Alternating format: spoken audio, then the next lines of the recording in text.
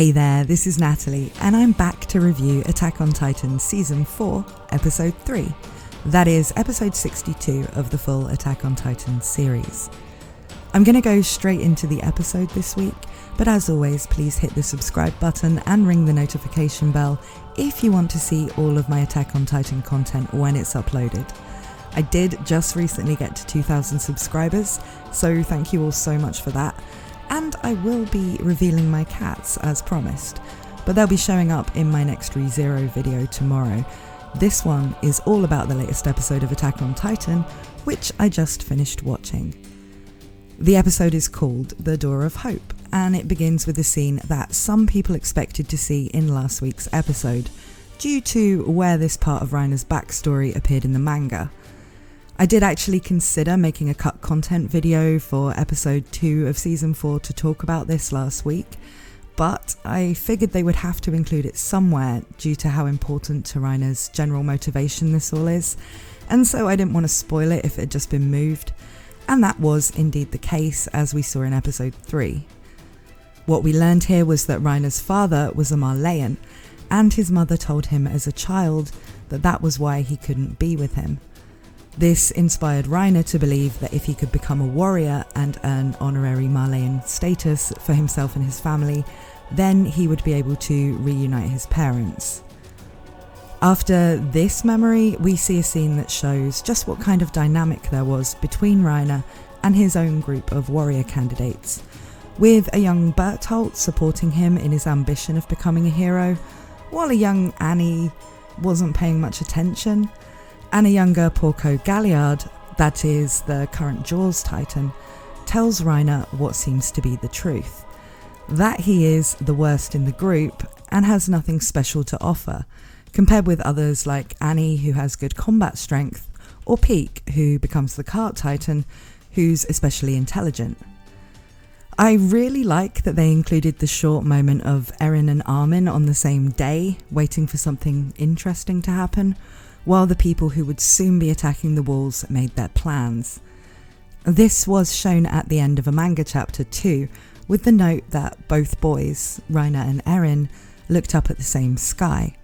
And I thought that was pretty cool, so it was good to see it show up in the anime.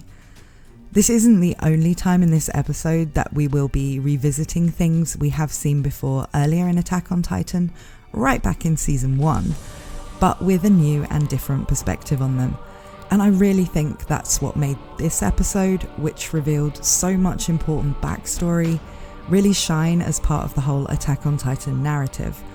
That sense that now we're into the final season, we're getting those missing pieces, the viewpoints from the other side, the things that make the madness of what happened in season 1 make sense, and also show that this never really was a story about good guys fighting bad guys. After the opening, there's a very stylish sequence where we see the strengths of each Titan in action, with Captain Magath giving a commentary on each Titan and its human shifter. Again, it's highlighted that Annie's female Titan is versatile, Peak's cart Titan is good for someone with good thinking skills due to its strategic potential, where it can remain in its Titan form for months at a time, and that there's something a bit special about Zeke's blood that makes his Beast Titan exceptional.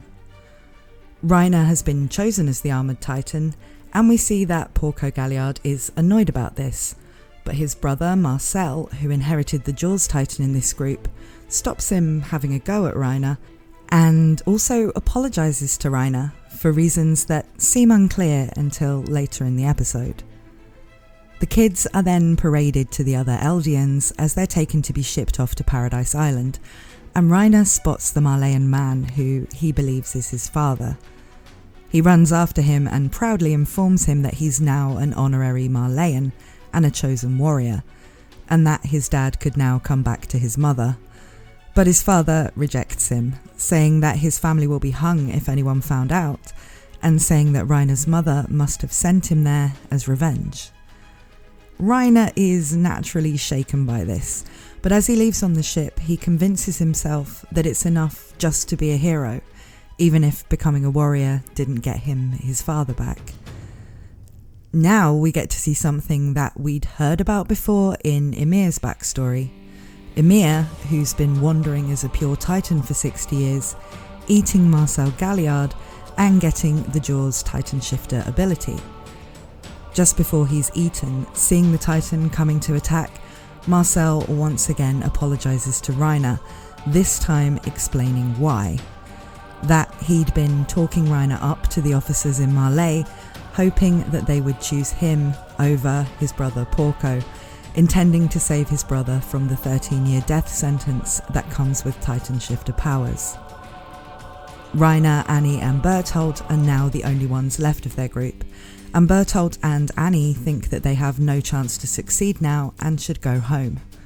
Reiner, however, persuades them that they can't go back without the founding Titan, and that they'll be eaten if they do. He still wants to become a hero to the people back home.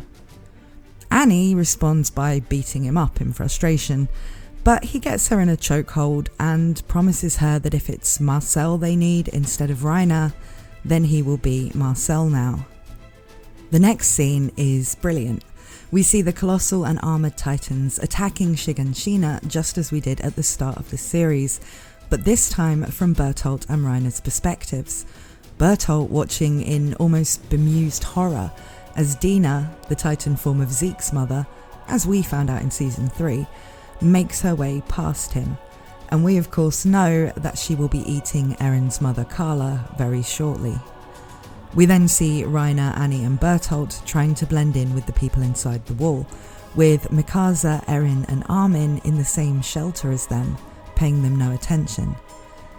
In the second half of the episode, we learn that before the second attack, Annie had been sneaking around undercover for 5 years, trying to find information that would lead them to the founding Titan, whereas Bertholt and Reiner had been fitting in more with the other members of the 104th Training Corps.